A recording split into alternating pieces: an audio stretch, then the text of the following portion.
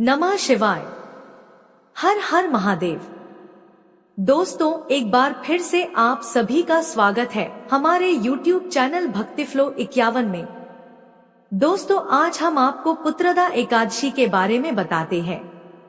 एकादशी का महापर्व जगत के पालनहार भगवान श्री विष्णु को समर्पित होता है और इस शुभ अवसर पर भगवान श्री विष्णु के साथ मां लक्ष्मी जी की पूजा और भगवान श्री कृष्ण की भी पूजा की जाती है। पुत्रदा एकादशी जो कि साल में 2 बार आती है, एक पौष के महीने में और दूसरा सावन के महीने में।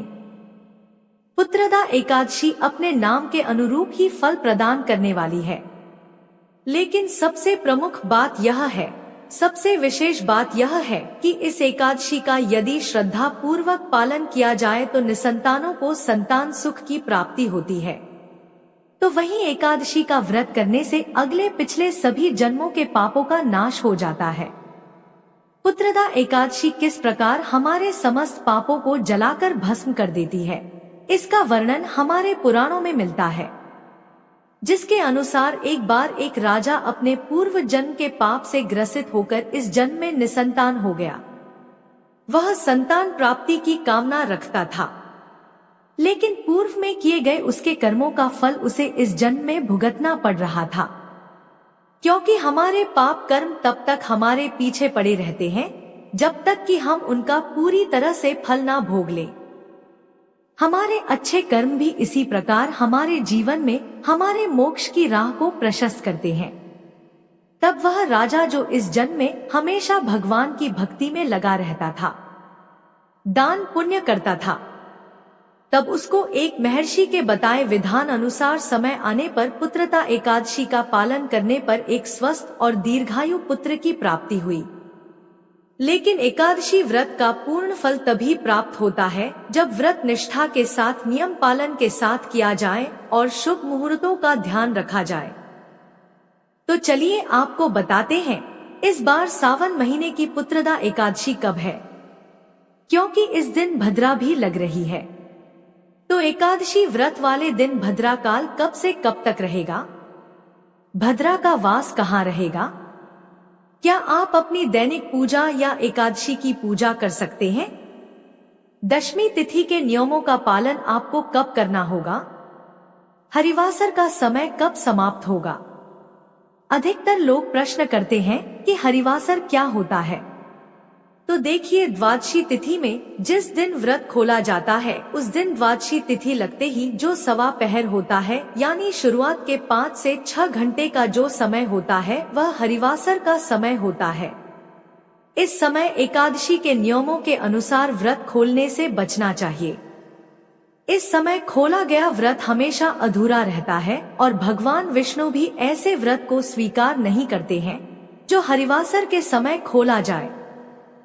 तुलसी के पत्ते दशमी तिथि को ही तोड़कर रख लिए जाते हैं, क्योंकि नियमों के अनुसार एकादशी के दिन तुलसी जी में ना तो जल चढ़ाया जाता है और ना ही तुलसी के पत्ते तोड़े जाते हैं।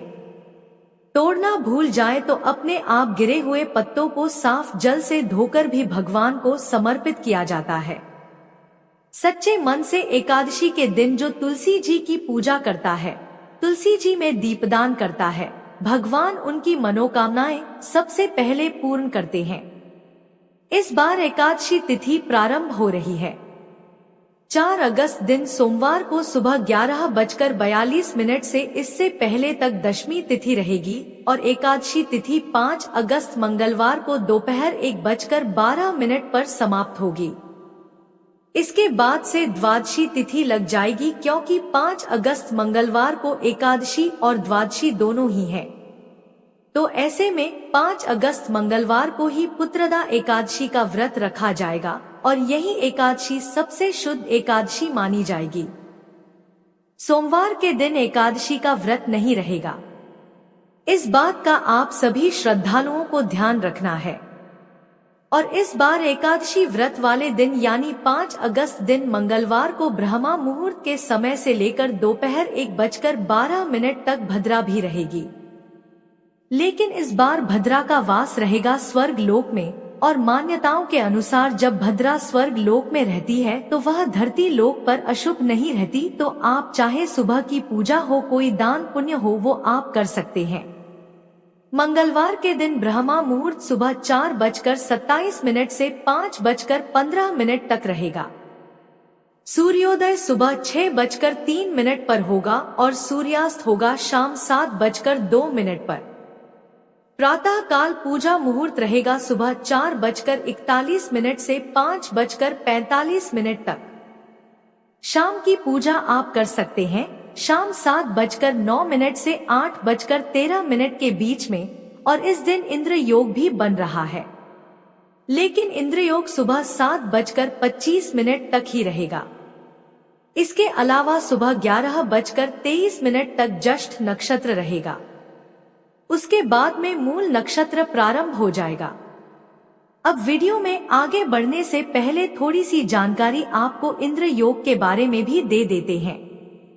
इंद्र योग बहुत ही शुभ योग माना जाता है, जो कि अगर कुंडली में बन रहा है तो व्यक्ति को धन, मान, सम्मान और प्रसिद्धि भी दिला सकता है। यदि आप कोई विशेष उपाय करना चाहते हो, यदि आपका कोई रुका हुआ काम हो, यदि आप अपने करियर में तरक्की चाहते हो, तो इंद्र योग में आप सच्चे मन से भगवान विष्णु की पूजा कर सकते हैं, या अपने जो भी इष्ट आराध्य देवी देवता हैं, उनकी पूजा करके आप सच्चे मन से उनसे कामना कर सकते हैं। तो हो सकता है आपकी मनोकामना पूर्ण हो जाए, क्योंकि हमारे जीवन में कुंडली में ग्रह नक्षत्रों का बहुत बड़ा योगदान रहता है। हमारे जीवन में जो भी उतार चढ़ाव आते हैं, उनके पीछे यह ग्रह नक्षत्र अवश्य होते हैं। अब बात करते हैं द्वादशी तिथि की। तो 5 अगस्त मंगलवार को दोपहर 1:13 से द्वादशी तिथि प्रारंभ हो जाएगी और इसी के साथ प्रारंभ हो जाएगा हरिवासर का समय। द्वादशी तिथि समाप्त होने का समय 6 अगस्त दिन बुधवार को दोपहर 2:08 पर होगा और द्वादशी तिथि को ब्रह्मा मुहूर्त सुबह 4:27 से लेकर 5:15 तक रहेगा। सूर्योदय सुबह 6:03 पर और सूर्यास्त होगा शाम 7:01 पर।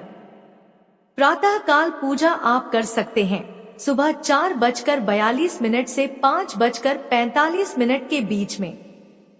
हालांकि इसके बाद भी आप प्रातः काल की पूजा कर सकते हैं, लेकिन जो सबसे शुभ मुहूर्त माना जाता है वो यही पूजा का मुहूर्त होता है, और शाम की पूजा आप कर सकते हैं शाम 7:08 से लेकर रात 8:12 तक। गोधूली मुहूर्त रहेगा शाम 7:08 से 7:30 तक।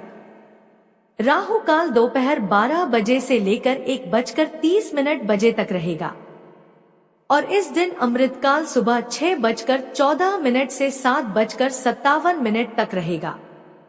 यदि आप सुबह पहले मुहूर्त में पूजा ना कर पाए तो अमृतकाल में भी पूजा कर सकते हैं।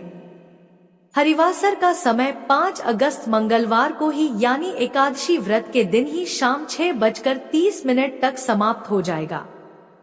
आप कोशिश कीजिएगा कि हरिवासर के समय आप भजन, कीर्तन या कोई मंत्र जाप या कुछ भी भगवान से संबंधित कार्य आप अवश्य करें, क्योंकि इस समय यदि सच्चे मन से भजन कीर्तन किया जाता है, मंत्र जाप किया जाता है, तो उसका फल अवश्य मिलता है।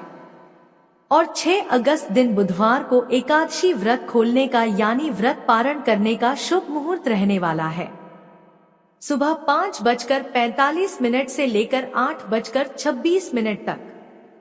ध्यान रखिएगा, व्रत का पारण आपको इसी मुहूर्त के अंदर अंदर कर लेना है। इसके बाद पारण करने का कोई मुहूर्त आपको प्राप्त नहीं होगा। यह थी आज की वीडियो। अगर वीडियो अच्छी लगी हो तो लाइक और हमारे चैनल भक्ति फ्लो 51 को सब्सक्राइब जरूर कीजिएगा। धन्यवाद।